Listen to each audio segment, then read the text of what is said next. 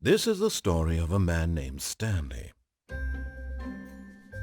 Stanley worked for a company in a big building where he was employee number 427. Employee number 427's job was simple. He sat at his desk in room 427 and he pushed buttons on a keyboard. Orders came to him through a monitor on his desk, telling him what buttons to push, how long to push them, and in what order. This is what employee 427 did every day of every month of every year. And although others might have considered it soul-rending, Stanley relished every moment that the orders came in, as though he had been made exactly for this job. And Stanley was happy. And then one day, something very peculiar happened. Something that would forever change Stanley. Something he would never quite forget.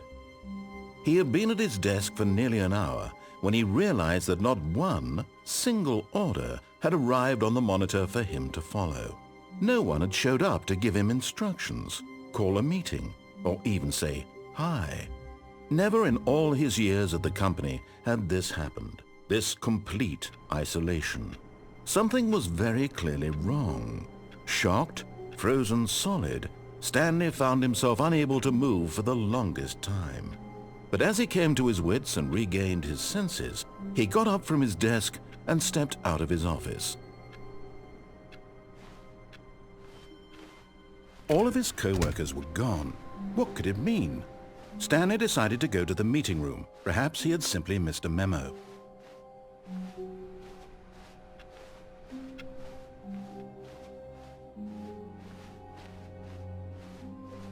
When Stanley came to a set of 2 open doors, he entered the door on his left.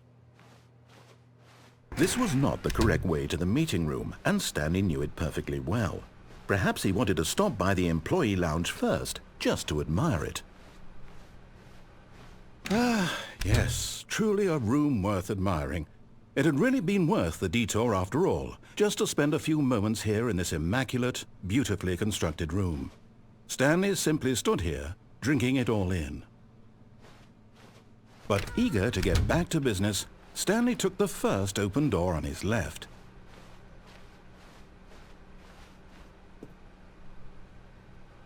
Stanley was so bad at following directions, it's incredible he wasn't fired years ago.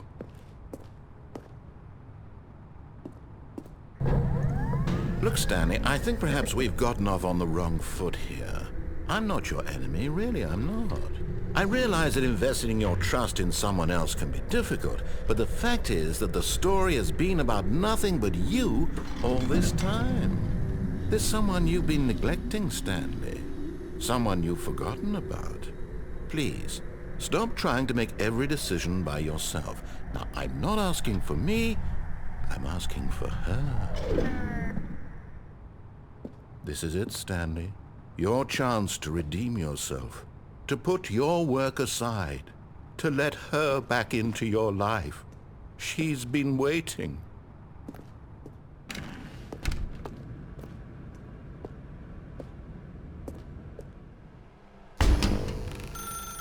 That's her, Stanley.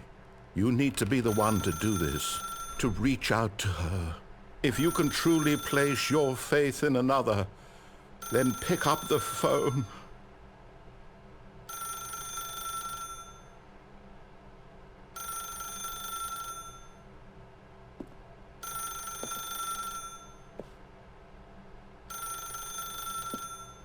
As Stanley picked up the phone, a white light engulfed him, filling him not just with radiance, but with hope.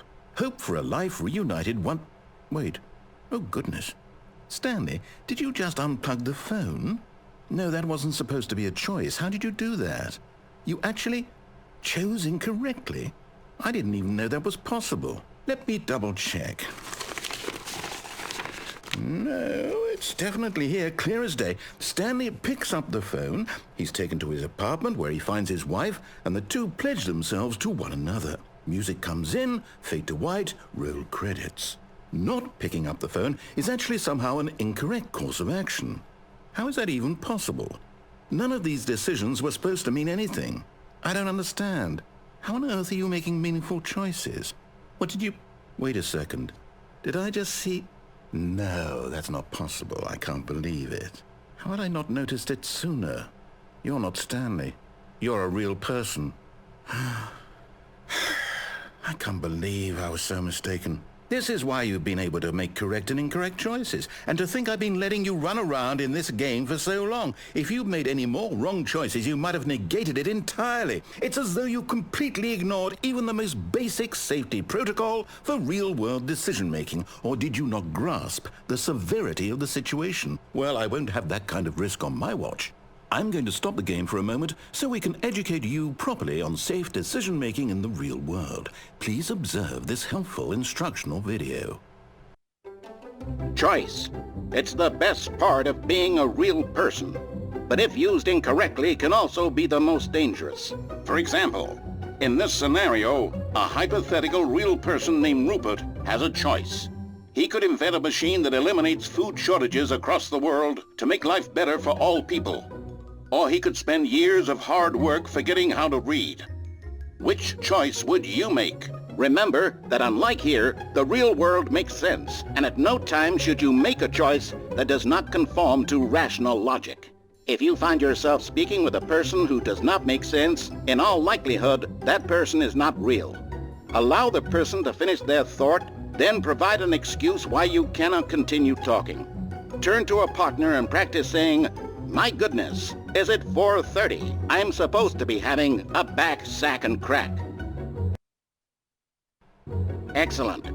Making choices on a regular basis is the best part to a healthy decision-making process. Most medical professionals recommend making at least 8 choices per day. Do you make more than 8? Less? And finally, if you begin to wonder if your choices are actually meaningful and whether you'll ever make a significant contribution to the world, just remember that in the vast infiniteness of space, your thoughts and problems are materially insignificant, and the feeling should subside. At this time, your instructor will guide you in an exercise to test and reinforce the material covered in this video. Welcome back. You may have noticed that this room has begun to deteriorate as a result of narrative contradiction. But not to worry. Now that you're properly informed on good decision-making, we're going to revisit a choice you made just a few minutes ago and see what the correct thing to do would have been. This way, please.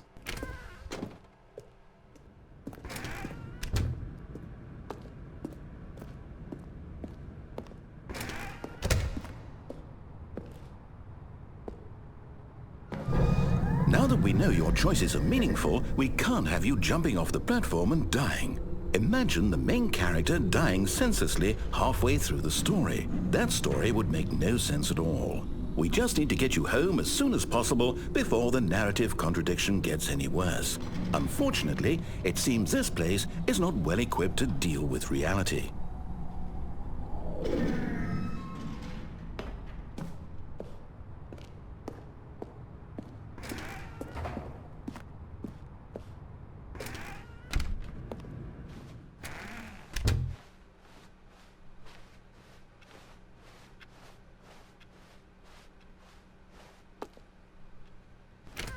Almost there. You'll take the door on the left, back to the correct ending, the story will have resolution once again, and you'll be home free in the real world.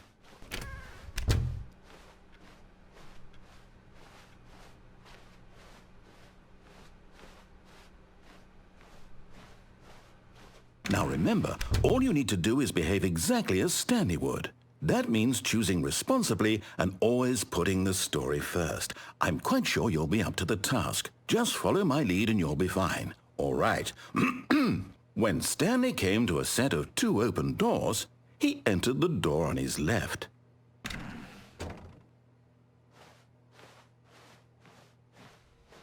No! Why did you do that? Quickly, hurry back in the other direction. Perhaps we're not too late.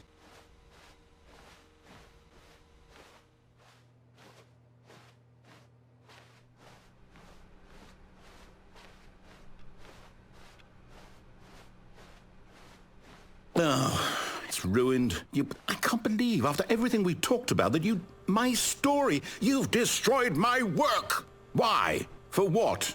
What did you get out of that? What did you think was so special about seeing the game undone, left here like so much garbage? It's worthless now. And what am I supposed to do? Even if there were a way to continue, would it be worth it? To know that my story is now incorrect? How can I go back to that?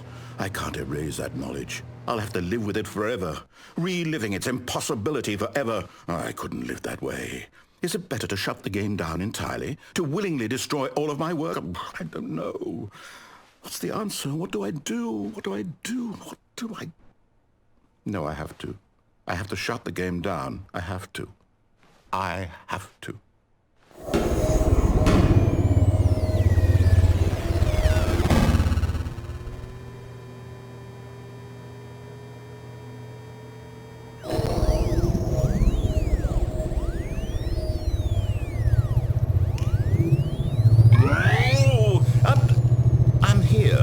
I'm still here in this pile of rubbish, with you, who thought you were so clever. Now look where we are.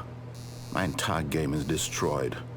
It was the only thing in the world that was mine, and you've run it into the ground. What, did you think that would be funny? You just had to see? Didn't I impress upon you how important it was to be like Stanley? He actually knows how to do what I tell him to. He understands that if I say to do something, there's a damn good reason for it. That thought hadn't even occurred to you, had it? That there's a world outside of you? You're a child. Oh, my story. If you'd just gone through the door on the left, you would have seen it. There was a whole underground facility. You would have destroyed it and been victorious. It would have been so perfect. I worked so hard on it. I tried so hard to make... behave exactly as Stanley would. That means choosing responsibly and always putting the story first. I'm quite sure you'll be up to the task. Just follow my lead and you'll be fine. All right. When Stanley came to a set of 2 open doors, he entered the door on his left.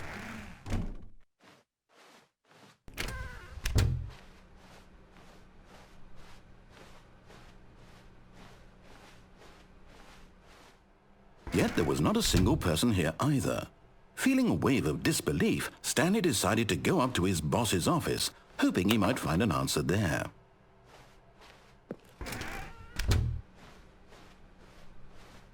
Coming to a staircase, Stanley walked upstairs to his boss's office.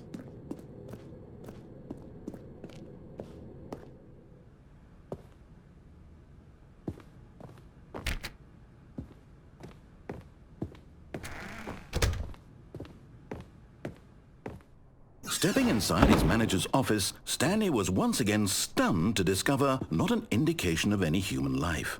Shocked, unraveled, Stanley wondered in disbelief who orchestrated this, until he saw the door with a voice receiver next to it.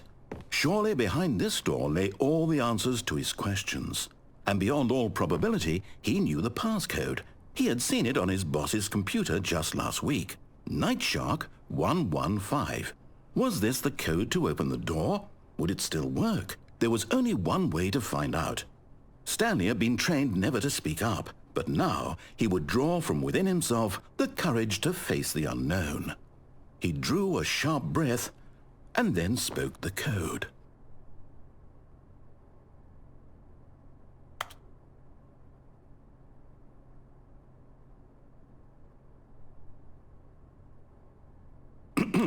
Stanley spoke the code. 𝓒𝓱𝓸𝓲𝓬𝓮. He spoke it into the receiver, right there on the wall.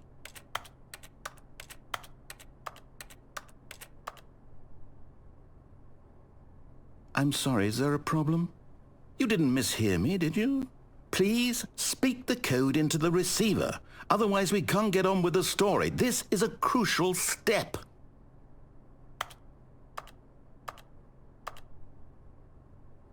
Okay, fine, you're not going to do it, but you know what?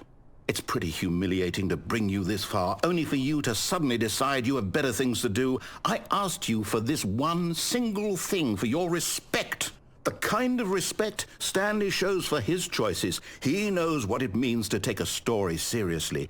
If you didn't want to see what I had to show you, then why did you come here? You had a choice, you know. You could have gone through the door on the right. You could have done whatever the hell you wanted over there. Why did you come this way? Speak. Say something to me. Explain yourself, you coward. You...